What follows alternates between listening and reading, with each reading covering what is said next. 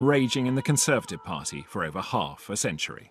If you were to ask me, do I wish David Cameron that he hadn't said that he would have a referendum, yes, I bloody well do. Watch out, team, watch out. Boris Johnson revealed he wants to leave the European Union yesterday. I wanted to make a film about the row, follow the family in the last month before polling. It gave me a unique perspective on the biggest story of our time. It's going to be absolutely fine. It's going to be tight, I think. Should we move it in? Not here. I like Boris, makes everybody laugh. It just seemed to me that he'd lost the plot, rather. Everyone playing their allotted part. Mischievous uncle, angry brothers, even pantomime villain. It's not just Remain that think you're a liability. The Vote Leave people do as well. They won't have anything to do with you. You are sexist, that you are racist, that Very you are good. toxic. Bits of sort of outrageous abuse, but then I'm Nigel Farage, so I'd be disappointed if I didn't, really. And like all good family rows, it ends in tears. I told you we were going to win, and I told you the Prime Minister would have to go. The ruthlessness is the thing that always shocks people. I'm quite upset by it, actually. You know, one day he is there and the next he's not. I think a good guy has been basically binned.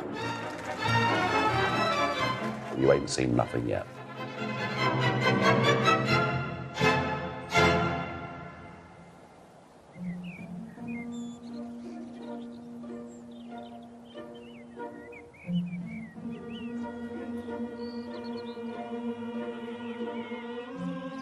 At times of strife, families exclude outsiders.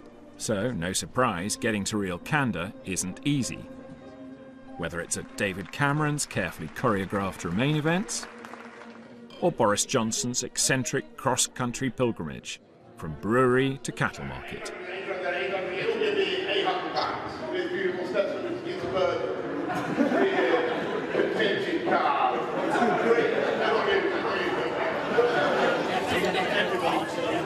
Enjoying it, Boris?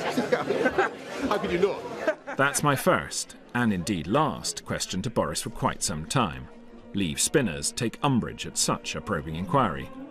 Their loss, my gain. It pushes me to people who do talk about how the vote is actually won and what's really at stake. We have let a lot of passionate genies out of the bottle, I might say, on this occasion, and getting them back in might be a bit problematic.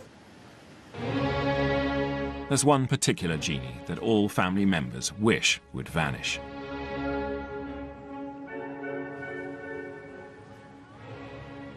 The Romanians are throwing everything they've got at this.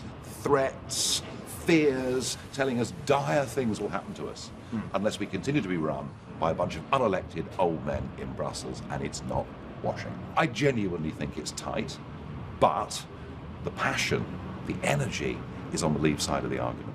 Whatever his passion, the rest of the media aren't listening. That's because Vote Leave have refused to allow Nigel any part in their campaign. Too toxic. And Remain's elders are only too happy to agree. I think Farage is a busted flush, completely busted flush. You know, he couldn't even win a parliamentary seat in Thanet, or wherever it was, for the third time of asking. You know, no, I don't take Farage seriously. I mean, he's just a sort of caddish little loudmouth.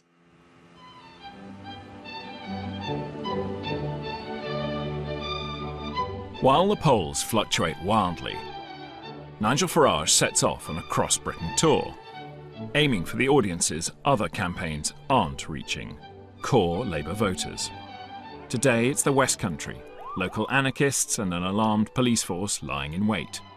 He's being joined by an old ally, let's call him a distant cousin, a former cabinet minister defying Leave orders to stay away from Farage. Are you expecting trouble?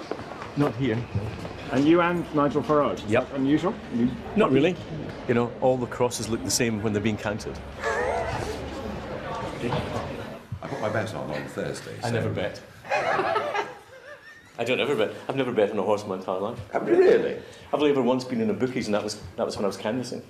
Well, you're very low on vices, Leo. I'd say... Yeah, it's going very well. I've been on the road for a fortnight. Most of my time has been spent in Labour areas, and the reason for that is that there's not as much of a debate going on in Labour areas because the Labour Party is so quiet. In fact, something that Jeremy Corbyn's gone missing. Ladies and gentlemen, please welcome Nigel Farage. After 25 years of campaigning for the British people to have a vote, I almost can't believe that it's only 19 days away. I'm delighted, and I think the wind has turned, and it is now with the Leave campaign. I really do. They tell us we're not big enough as a country. We're not strong enough as a country to make our own laws, to make our own trade deals, to control our own borders, and to be the masters of our own destiny. And what we've got to say is we demand our historic right to govern our own country. Let's do it!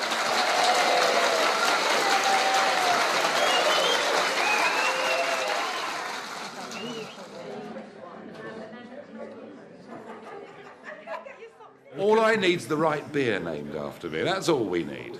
A proper British pint. Good brand. Pint of Farage, please.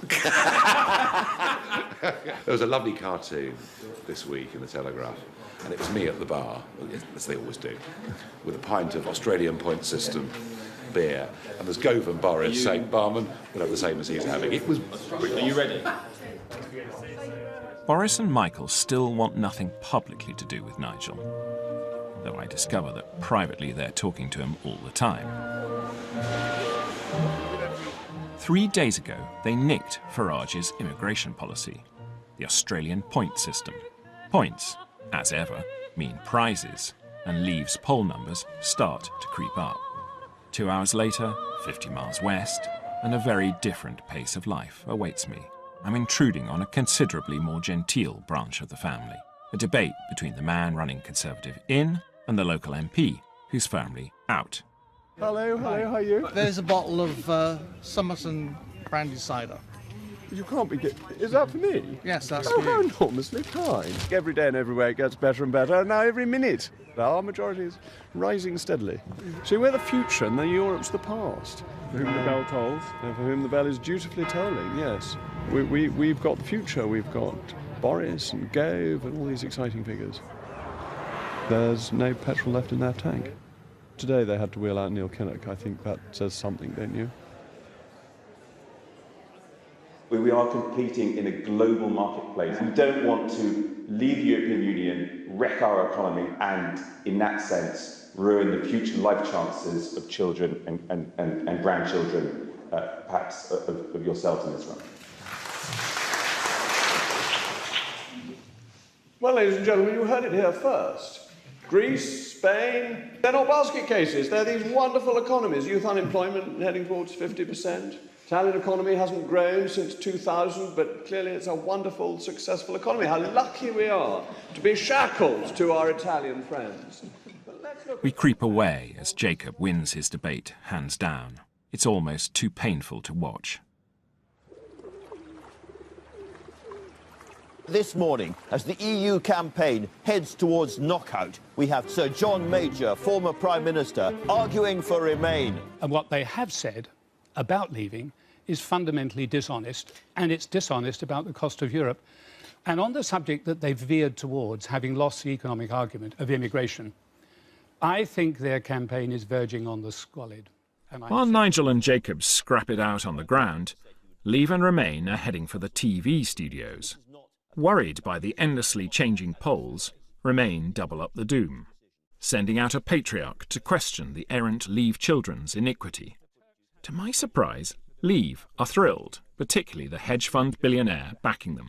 I thought, John, I never thought you were like Ted Heath, but now I do. You know how bad-tempered he was towards Maggie, that nothing she did was ever of any value.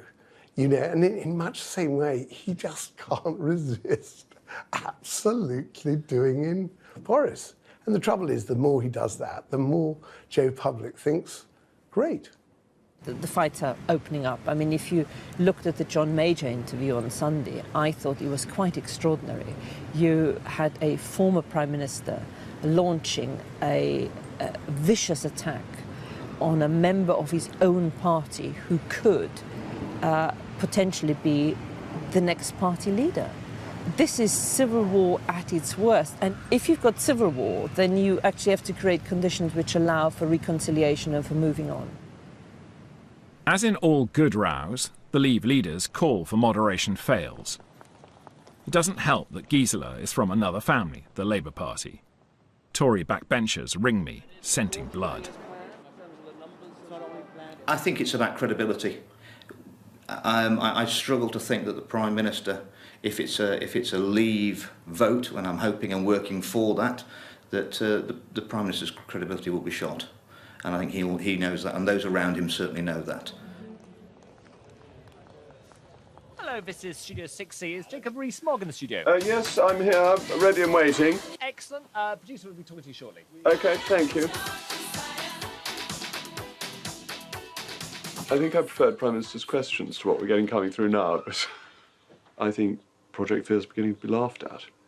But, you know, this is somebody was saying to me yesterday that the Prime Minister is beginning to be like the boy who called Wolf, and there isn't this great pack of wolves about to descend on the British public.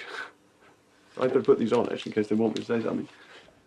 Were you not, Jacob, in the last few days, just taken such a pounding from the Remain camp on the economy? I don't think we've taken a pounding at all, that the government's cronies are supporting the government's position. I think we are growing in strength and momentum every day, and every way it gets better and better. There is one cloud on the Leave horizon. David Cameron refuses to debate Boris or Michael head-to-head and picks Nigel tomorrow, hoping to tarnish Gove et al. With a Farage brush. Mr Farage is facing the Prime Minister tomorrow. Him up against the Prime Minister, that's one thing. I would not have shared a platform with him. I am ecumenical, but not saintly.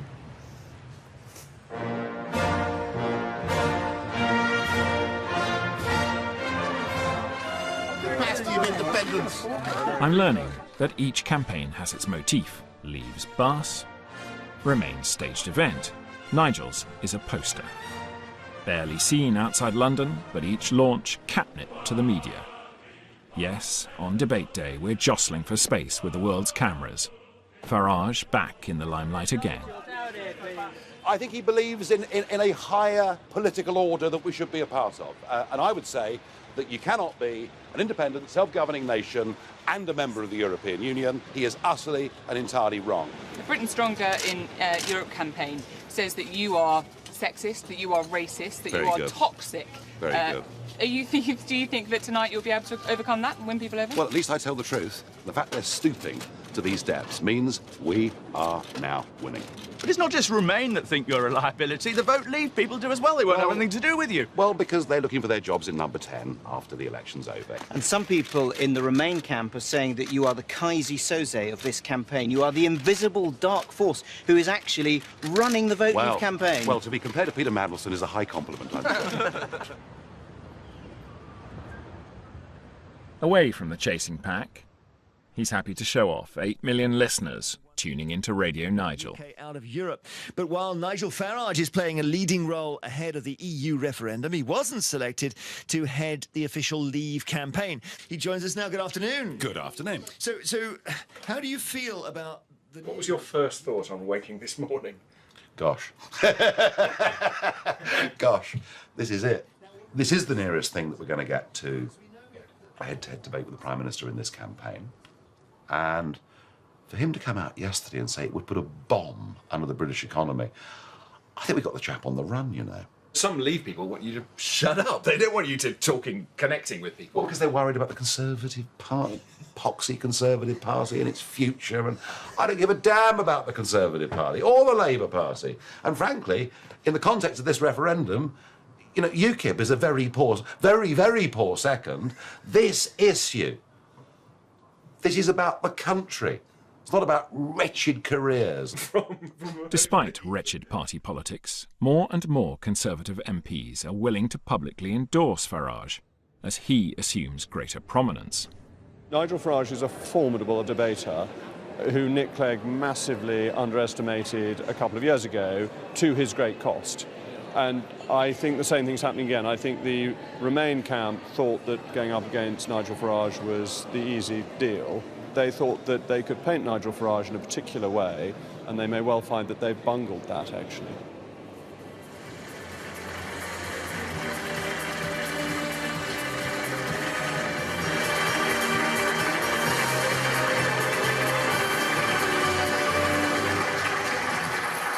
Good evening. There are now just 16 days to go before the UK makes a momentous decision. Frankly, the cost of membership now far outweighs any benefit. Things that affect our great country, we would have no say over. I think it is wrong. That would damage our economy. We need to be in this organisation. We need to get back British passports. How do you think it plays or will play? I don't know.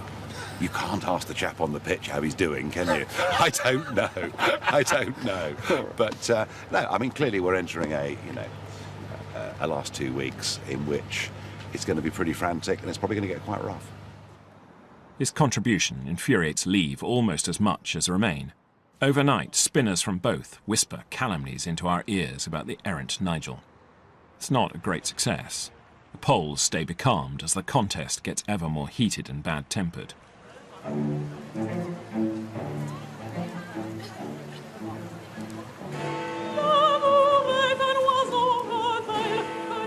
The race could be tight. Every vote will count, and that's why the campaigning has become so frantic. What's remarkable about my private conversations with both sides is how little they're thinking about life after the vote. They just want to win. The future can look after itself. Worries about that nonchalance are starting to be quietly voiced. My concern right from the very start was that the risk was that David Cameron would win the referendum but lose his own party. Funnily enough, as of today, it could be completely the other way round, including that Boris could win the referendum but actually find that he is not the darling of the party. So, the chemistry and the dynamics here are quite complicated, they're quite entwined, and they are far from certain.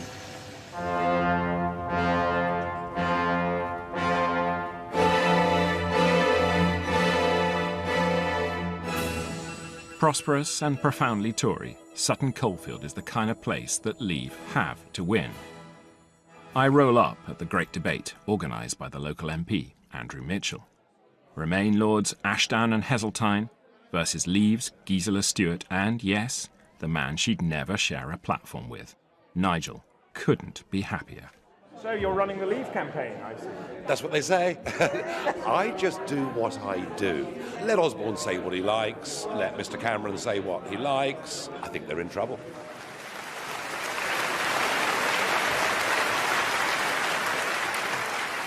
That group of unelected old men in Brussels have hijacked the word Europe, and I want us to vote for Brexit, not just so that we are a free, independent democracy, but so that the rest of Europe follows our example. Let's have a true Europe.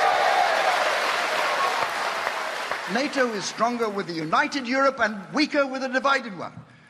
The one person who knows that most of all, it's President Vladimir Vladimirovich Putin. And oh, listen, guys, just because you boo doesn't mean to say it isn't true. Oh, boy. So here is. Let me come to the issue of immigration. And frankly, it's not just about immigration, it's about race. Have you watched to see what Marine Le Pen, what Donald Trump and Nigel Farage are saying about this issue?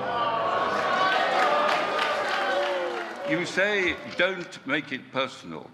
This is Nigel's article in the Daily Telegraph today. Am I not allowed to quote his words? Oh, I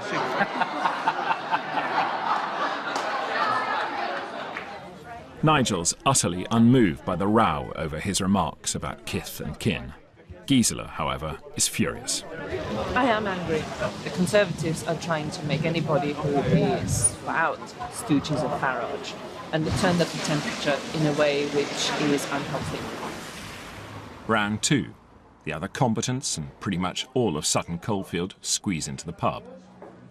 Is Mr. Farage a racist? I don't know. I'd have to look into his mind, and I'd rather not. But there's absolutely no doubt that the way that the Leave campaign have been playing this argument appeals to those who are racist. I mean, this is racist dog whistle. Get in there. Farage is very important because he's created the Leave campaign. They're deeply ashamed of him because they know what underlines his case. which is this racial, racist and immigrant issue. Oh, typical. Just a disgraceful old man. Disgraceful old man. He should be in the Natural History Museum, in my opinion. Listening to him reminded me why I resigned from the Conservative Party, and that cheered me up. I'd made the right decision.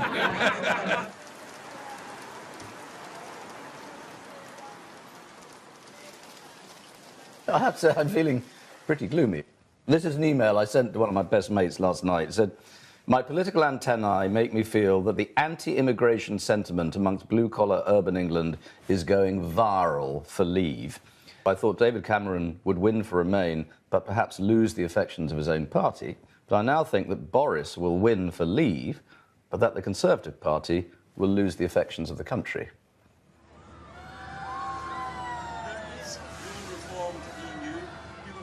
Alan Duncan's isn't a lone voice.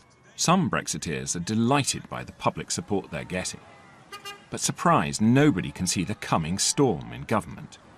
We were in Southend today looking at supposedly one of the world's scariest roller coasters. It's nothing to what's going to happen in Parliament. A referendum often turns into a question that is not being asked, and essentially what everybody's just saying is, screw you. Here we are, what, a week before polling? I just think the mood as of today is Leave. We're on the brink. I'm hearing rumours that the evil genius behind the Leave poll surge, one Nigel Farage, may be invited into a post-Brexit cabinet. Rumours his team do nothing to deny. But then... UKIP has rejected accusations of racism after unveiling a poster showing a queue of migrants at Europe's border with the slogan "Breaking Point." Then it's a short taxi ride to Tower Bridge. Nigel and the besotted media are going fishing. Today's not a party, but the destruction of one of Britain's great industries, directly as a result of the European Union.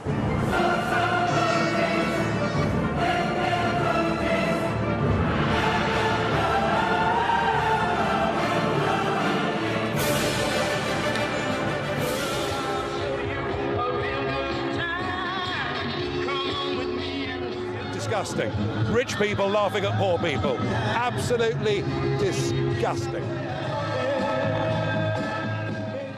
They tried to pull off a stunt. Bob Geldof then did his bit, and in the end, I think Joe Public, who really cares about this, will have just looked at it and said, "Children." London traffic was stopped for 20 minutes because they had to keep Tower Bridge open. Yeah. Well. And then we wonder why people despair about democracy.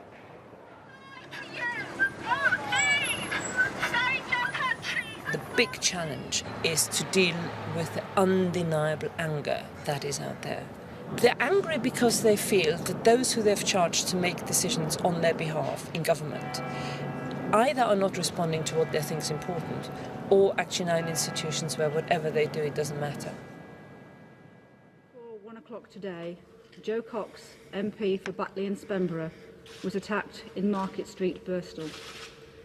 I am now very sad to have to report that she has died as a result of her injuries.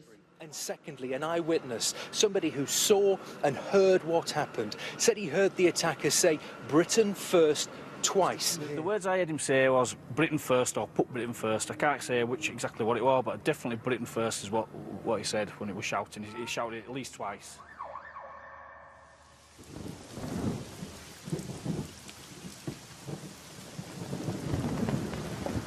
I was flying up to Glasgow and I literally arrived at the airport and my messages said, "Ring immediately." And I rang, and what was so extraordinary, because I was still sort of before you get to the luggage, and there was a young man standing next to me, and all he heard me say was, "Do we know whether she is still alive?" And he gets his mobile phone out and flashes up the news item on Joe Cox. And, well, I just cried. Any decent person last Thursday just wanted to curl up in a corner and cry. You know, whatever side of the house you're on, something like that just really cuts us all to the quick. However, I'm finding a curious dissonance between public mourning and private calculation. All campaigning cancelled, Liam Fox is back from Gibraltar. worried Joe Cox's death is playing into Remain's hands. I hope that we'll not be hearing people try to use a tragedy of this proportion to try to change the political tone or alter the political weather. I think there's a strong argument to consider, at least next week, whether we want to extend the period of the referendum itself.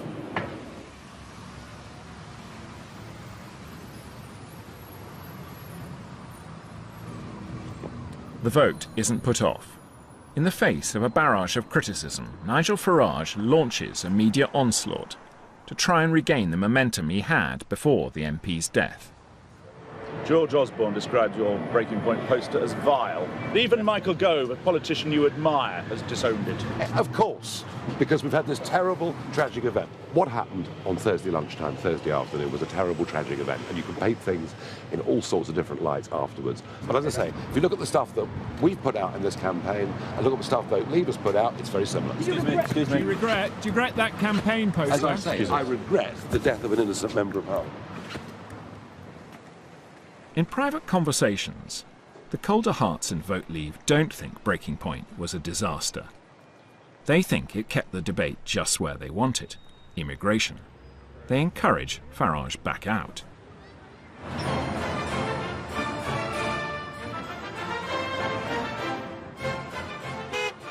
on ya, we're gonna win! Beware of what you wish for. Despite frantic calls from Boris begging him not to, Nigel promptly unveils another poster. How do you think the referendum's going? Smashing. Thank you very much. Well done, Nigel. Without you, we wouldn't have it. And all the very best. Yeah, well, you've fought for 20 years I for know. this, your life. Only thing we need is self-confidence and belief. And let's just start believing in Britain, believing in ourselves, and knowing that actually all over the world, the most successful countries are independent democratic nations. The money behind Farage is largely from one man, combative insurance multimillionaire Aaron Banks. I think it's been a long, hard journey for him. He started when no one wanted to listen to him, up to the point where it's quite amazing that someone that actually has never been elected to Westminster, probably, if we do vote out, will be the single most important politician in the last 25 years. David Beckham said that he's for Remain. Yeah. Well, of course, he's rich. Next, it's a dash back into the capital and a rather frostier reception. There are only 2 more days to go until the EU referendum. Coming into the studio are Nigel Farage and former Deputy Prime Minister Michael Heseltine.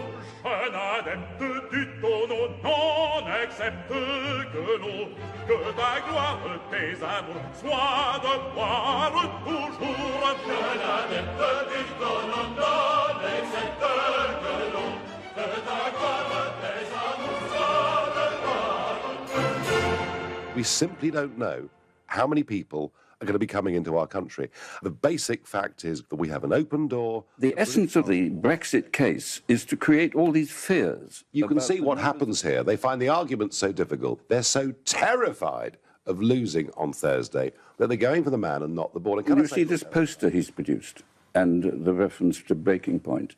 There was a racial element to that. I have challenged some of the basic assumptions of the establishment. Anti-immigrant and all that sort of stuff. Gone on and on and on. And even to talk about it, you get labelled as anti-immigrant. It is utterly preposterous. And it may be OK for your class of people. Bits of sort of outrageous abuse, but then I'm Nigel Farage, so I'd be disappointed if I didn't, really. Big ideas, big characters, big rows. Now, time for the biggest debate. Since when have the UK been interested in politics? Suddenly families are speaking to each other, basically. They're rowing with each other. I'm crossing my fingers. I really am. If we win, that is the most amazing result. I mean, it's going to be very, very close.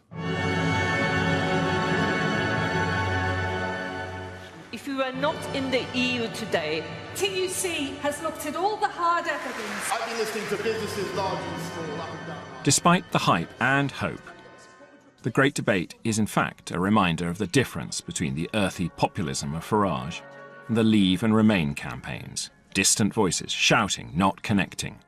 The polls barely move. But away from the public gaze, there is one all too human moment. Right in front of me, The man running Remain's campaign surprises Michael Gove. Which country, of all those you've listed, wants us to leave the European Union? I think that there are people... Country? There are people... No, which country? Your poster on Turkey was no different from Nigel Farage's poster on Breaking Point. They have the same sentiment, to scare people, to stir up fear. No. That's what you were doing. That is a Project Hate, and that's what your campaign has been doing.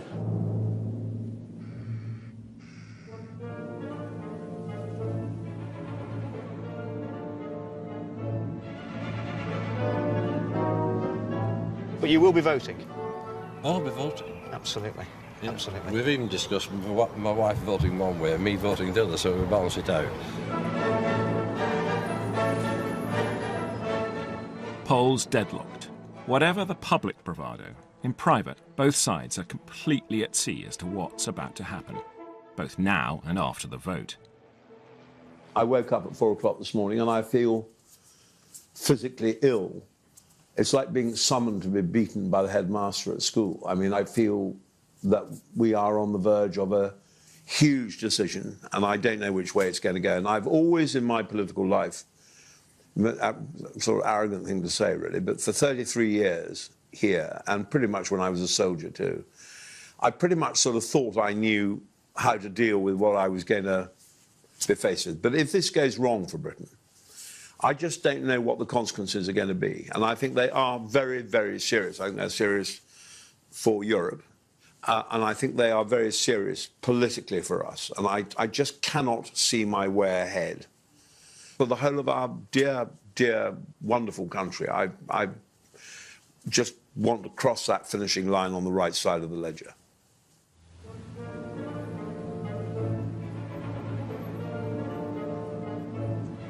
It's been very tight throughout.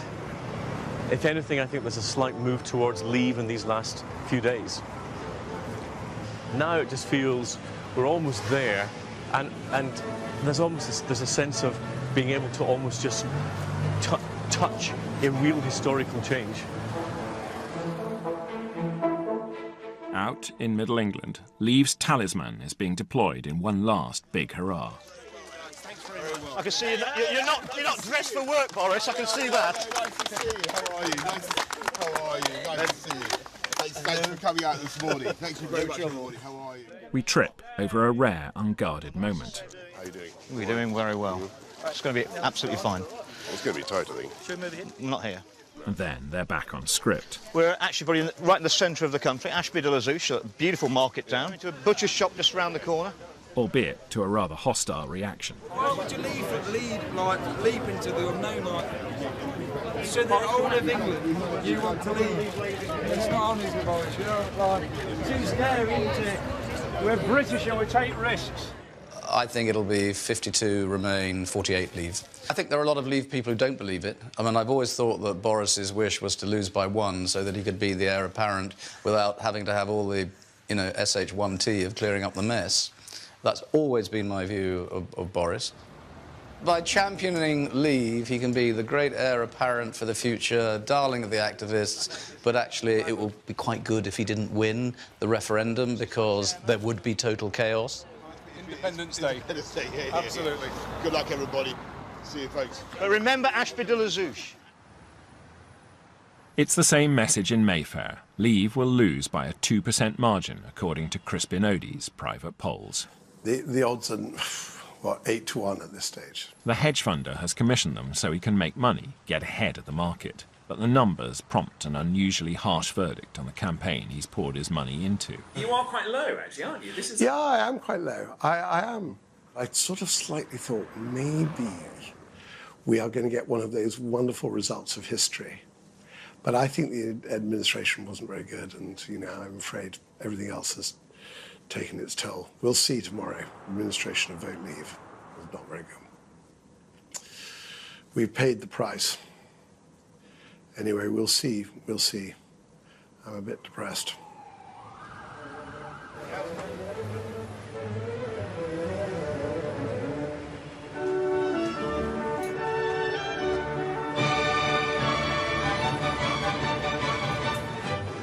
Decided which way to vote yet, Nigel? I'm thinking about it. I've been undecided up until now, but...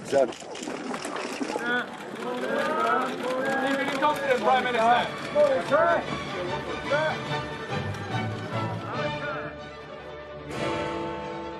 History unfolds in a square mile.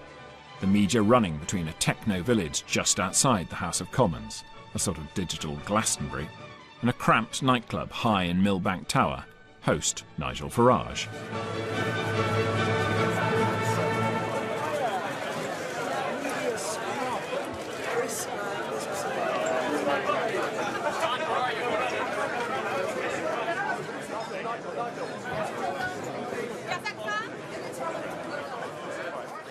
Ladies and gentlemen, good evening. Good evening. I want to say a massive, massive thanks to every single voter today who had the guts to defy their party political leaders, to defy the establishment, to defy the elites and to defy the big boys. I hope and pray that my sense of this tonight is wrong. And my sense of this is that the government's registration scheme, getting 2 million voters on, the 48-hour extension may be what tips the balance. I hope I'm wrong. I hope I'm made a fool of, believing that to be the case. But tonight, whatever the result, is not one for recriminations, but for a celebration that the landscape of British politics in the course of the last few weeks has changed, and it's changed forever.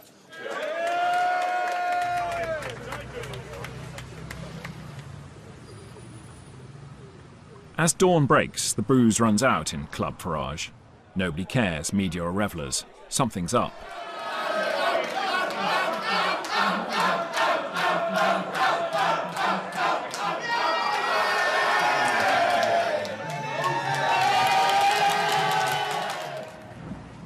The same message is being heard 100 yards away. They're saying 85% probability of a Leave win now. How does that make you feel? Makes me feel very good. But I'm waiting for the actual result.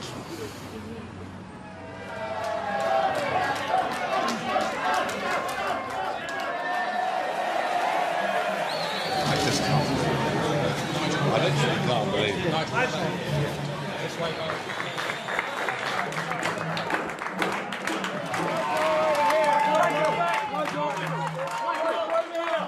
Ladies and gentlemen, dare to dream that the dawn is breaking on an independent, united kingdom.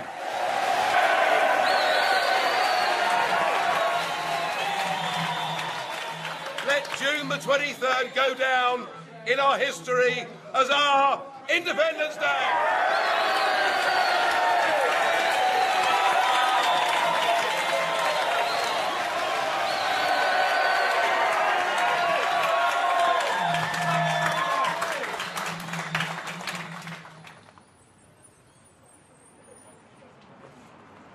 It's out, the numbers, all the numbers say Britain is out of the EU.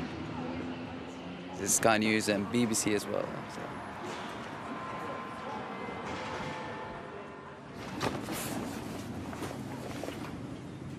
Welcome. You're happy, but what can you say when you see the market tumbling and all sorts of insecurity ahead, certainly on the economic front for the short term at least? Well, there's bound to be some dislocation. I'm very pleased. Well done.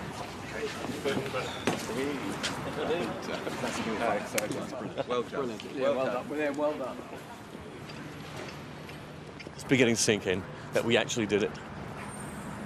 And after all the effort and all the ups and downs that you get in campaigns, there's no up like actually winning it.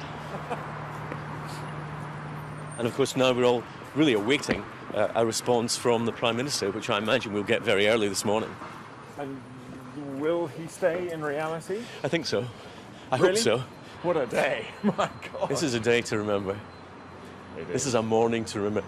It's you get so few of these moments and you never really properly savour them, and they're lost. And I'm going to savour this one.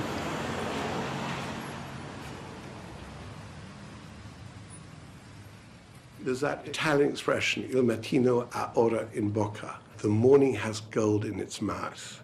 And never has one felt so much that idea as this morning, really. I discover Crispin has two reasons to be cheerful: Brexit and bonds. Overnight, he's made 220 million quid, betting markets will collapse as his campaign succeeds. I still think tomorrow they're going to take it all away from me. You know, that's because I've lived for too long in the Euro world. You might have been up all night, but, you know, I'm feeling fresh as a daisy. Good morning. Not a great morning indeed. Darling, I'm just doing a quick interview. Can I call you in 10? Yeah. All right. Okay. Bye. So you were saying? I was I'm having a bacon butty to console myself. There'll be a moment of jubilation for the leaders. Yeah. The problems, I think, are short-term economic, and people in a few weeks will not be happy to be paying 10% more for their food and their fuel, but, you know, these things can pass. The real problems, I think, are political. We are entering into a period now of deep instability and uncertainty, and potentially ultra-dysfunctional government. And, you know, the first thing we hear is Michael Gove says he's going to negotiate with David Cameron about being in charge of the negotiations. Well, these people have got to remember they might have won a referendum, but they don't run the country. What the hell is Boris thinking this morning? Oh, well, I think he's... What do I do now? What do I do now? Well, it'll be all right. If cold-eyed Crispin planned ahead, not so the politicians. That lack of foresight that we've found is catching up with the Brexit plotters. Nobody's thought about what to do with the PM. I'm 100% behind David Cameron staying as Prime Minister for a period through this process. No, I think he needs to lead us through this whole process. How can he do it when his heart's not in it? Well, he was the person who gave us the referendum in the first place. Well, we didn't really think it would happen. Well, he gave the country the choice. By giving the country the choice, clearly he opened up to the idea that they might decide one option or the other. George Osborne, should he stay on? Yeah, I don't want today to be a day about changes. Today Tomorrow, is a then? day, this is a moment where we need stability. Should Osborne stay on? And as such, I think the country requires fresh leadership to take it in this direction. I will do everything I can as Prime Minister to steady the ship over the coming weeks and months. But I do not think it would be right for me to try to be the... What you've actually seen is that politics is a high-risk game, and when you reach for the stars and miss, the first step's quite a painful one to drop. By placing himself front and centre of the Remain campaign, it became about the confidence in the Prime Minister, and unfortunately, in the game of politics, the Prime Minister lost. I told you we were going to win, and I told you the Prime Minister would have to go, and George Osborne will have to go as well. That hasn't been announced yet, has it? Right, do you want to bet on it? Yes. How much are you having?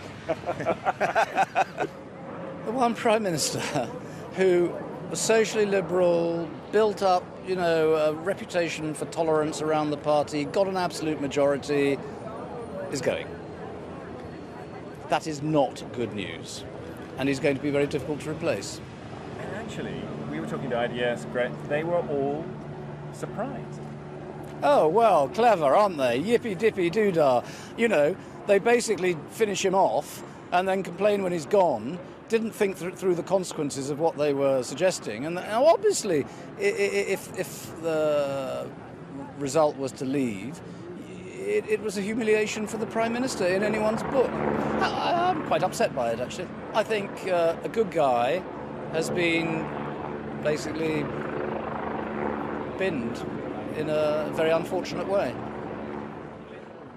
The ruthlessness is the thing that always shocks people, isn't it? It's just, you know, one day he is there and the next he's not. And, you know, I actually think he was right to go as well.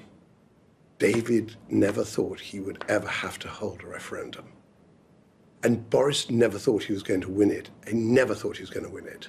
He, you know, the answer, he just saw that it would be the great populist horse that he should ride.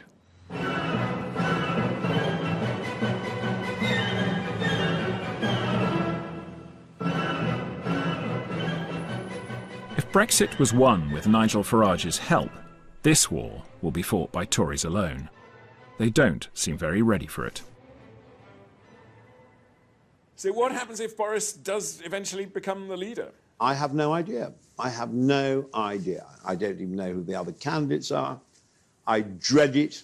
I dread it. It'll be the third leadership election I've taken part in. I've loathed every single one of them. They're just sort of ghastly, you know.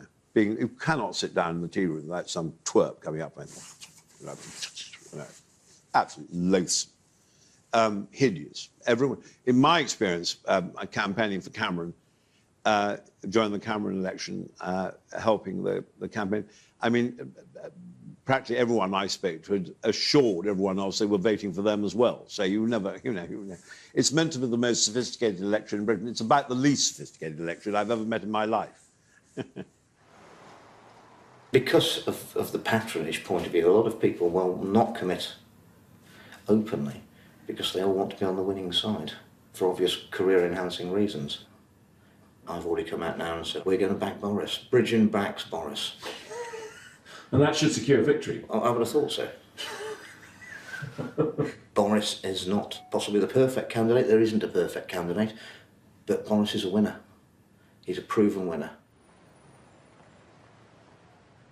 Who are you backing for the new leader? Oh, Boris.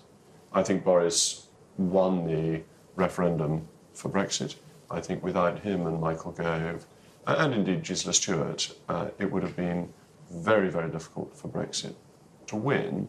Boris is an extraordinarily capable politician, and I think it would be absurd to have somebody running the renegotiation who supported Remain. And you? Who are you going for? I'm going for Theresa, 100%. It's a time where you need the reliable bank manager, really. You know, we don't want flash Harry fireworks. We need steadiness and experience and really wrestle with what are now economic, political and constitutional crises. Yes. All at once. Why not Boris? Jacob's come out for him. Nick Soames has come out for him. Well, you know, the Etonians are closer than the Masons when it comes to these things. It's battle by press launch, but not a carefully choreographed campaign. They're all called at a moment's notice as candidate after candidate lurches into the spotlight. My pitch is very simple. I'm Theresa May and I think I'm the best person to be Prime Minister of this country. As we're setting up, the first sign that all may not be well with Team Bojo. A muttered insistence the candidate won't be taking questions. Good morning, everybody. Thank you very much. This is our chance to think globally again, to lift our eyes to the horizon. That is the agenda for the next Prime Minister of this country. But I must tell you, that person cannot be me. So, a little surprised? Yep. I mean, there's clearly been a monumental bust-up between Michael Gove and Boris Johnson. I mean, I've just had 5 colleagues from the Boris campaign in my garden absolutely spitting feathers. And, you know, not a Boris, but Michael Gove.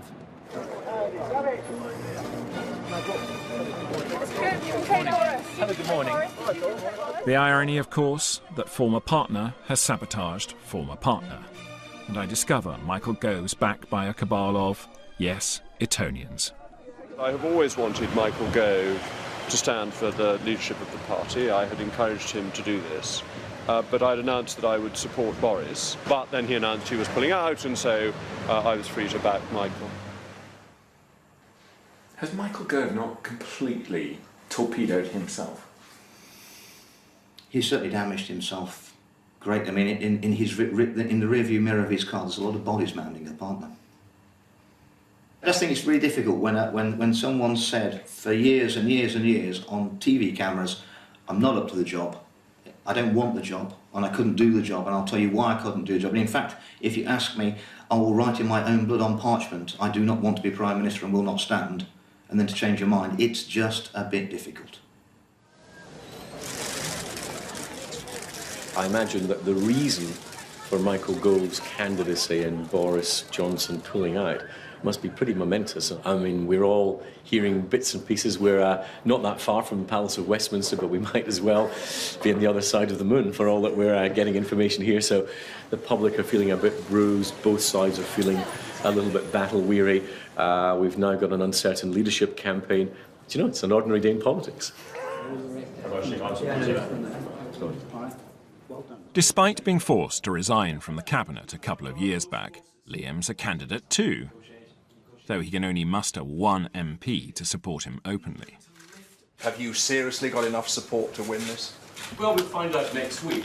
Someone had told me this morning that Michael Gove would be standing, that Boris Johnson would have ruled himself out, and I'm not sure I would have believed them, although in the past week I'm beginning to believe anything at all. In the free-for-all, one candidacy is launched on the back of a successful television debate performance. Andrea Leadsom is the stalking horse of the hardline Brexiteers, and, I'm hearing, of Farage himself. Shut out from the contest, Nigel wants a standard-bearer for his politics, his victory. It was a big decision to put myself forward to lead our country. One that was driven by my absolute conviction. What did you say to her to swing her into doing it? I said your country needs you. We need clarity. We need leadership. And we need somebody that voted to leave, but who represents a generational shift. Such is the atmosphere of Blind Panic, that old rom-com favourite, the unfortunate midnight text, now makes an appearance. I respect the fact that you want Theresa May to be Prime Minister. It's overwhelmingly likely that she will be, and if she does, I will sleep easily at night. Michael doesn't mind spending 2 months taking a good thrashing from Theresa, if that's what it takes to put the party's interests and the national interest. Surely we must all work together to stop AL, where AL is Andrea Leadsom. That was a text sent to known May supporters, asking them basically to tactically vote for Gove, so that it's Gove May in the final. The text backfires. There's a stormy parliamentary meeting, all cameras banned, where Gove is called a liar to his face. So it's Theresa versus Andrea. I'm delighted to have won so much support from my colleagues. I've won votes from Conservative MPs from across the party. And we need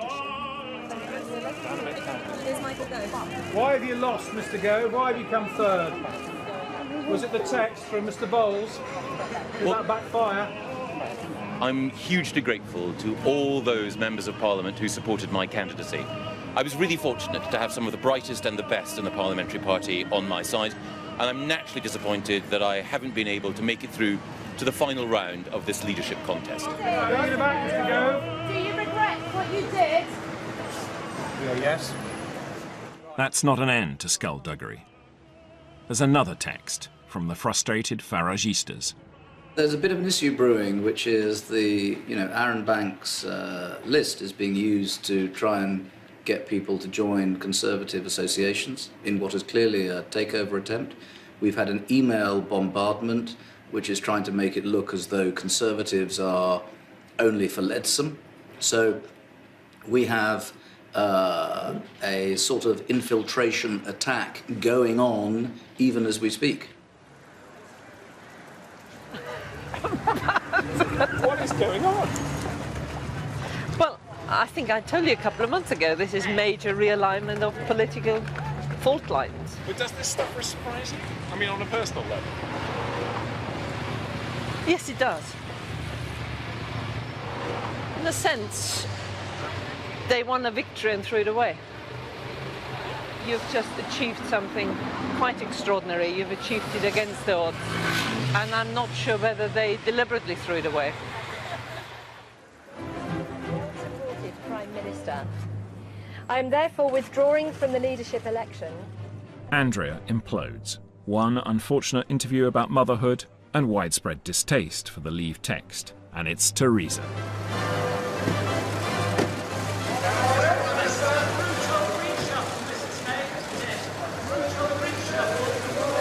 Well, welcome to Downing Street, where there have been a great deal of comings and goings today. For all the talk of revenge in the press, on the ground I feel a palpable sense of the family dusting itself down, of the incredible elasticity of the modern politician. There's a great line of Churchill's, who said he'd often had to eat his own words and had found it to be a very good diet. I accept I've had to eat my own words on all the previous leaders, and I'm a complete convert to Mrs. May.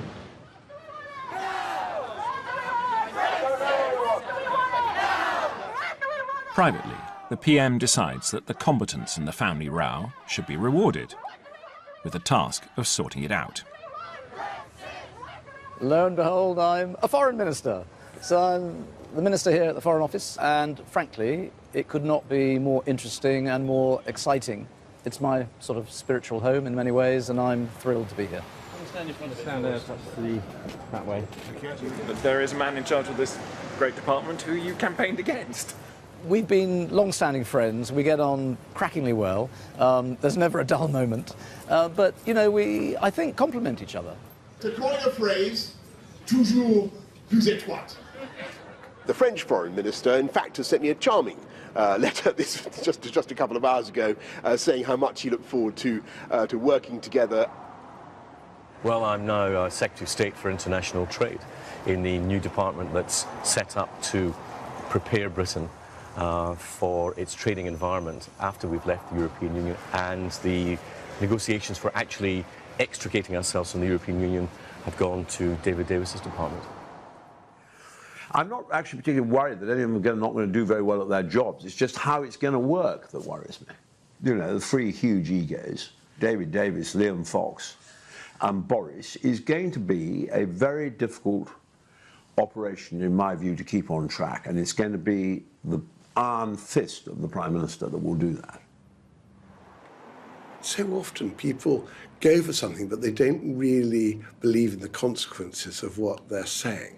And whereas, you know, I think you've not only got to believe in those consequences, you've got to have thought about them, actually. And that's what's frightening about it, is just how little thought there has really been to what we're going to do now.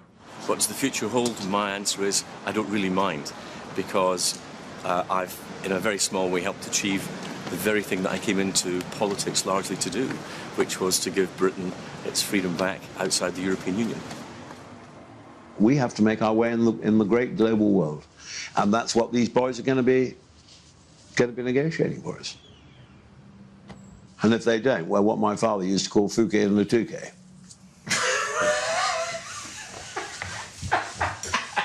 I bet you don't broadcast that.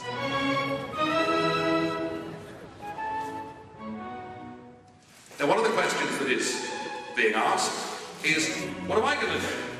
Amidst the madness, the man who brought it all about stood down, almost unnoticed. My aim during the referendum campaign, I said, I want my country back. And what I'm saying today is I want my life back. And it begins right now. Thank you. But is it really likely that, having helped engineer this very British coup, that he'll walk away? If, what a thought, if they were to betray the wishes of the biggest democratic exercise in the history of this nation, then I think if you feel, since June the 23rd, you've seen political change in this country, if they betray those people, you ain't seen nothing yet.